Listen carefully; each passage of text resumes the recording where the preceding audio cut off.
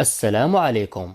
سأقدم لكم وصفة ممتازة تعمل على علاج نزلات البرد وما يرافقها من السعال والبلغم، وهي مجربة وتعطي نتائج سريعة بإذن الله.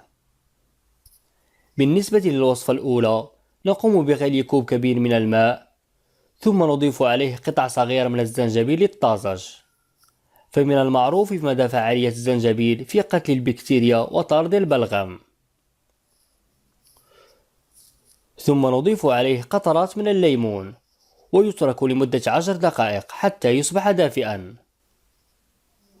ويضاف عليه ملعقة صغيرة من العسل، ويشرب قبل النوم. ويمكن أيضا استعمال ملعقة من العسل وخلطها مع بضع قطرات من الليمون وتناولها في الصباح. فهذا الخليط البسيط له فوائد عديدة، إذ يعزز أداء الجهاز المناعي ويحفز الجسم على إنتاج الأجسام المضادة للالتهابات، ويخلص الشخص من آلام الحلق والبكتيريا المسببة للالتهابات. ونتمنى الصحة والعافية للجميع. أتمنى أن تكون قد استفدت واستمتعت بمشاهدة المقطع، ولا تنسى دعم المقطع بلايك والاشتراك في القناة، وكذلك الضغط على الجرس ليصلك كل جديد مفيد. شكرا لكم على المشاهدة، إلى اللقاء.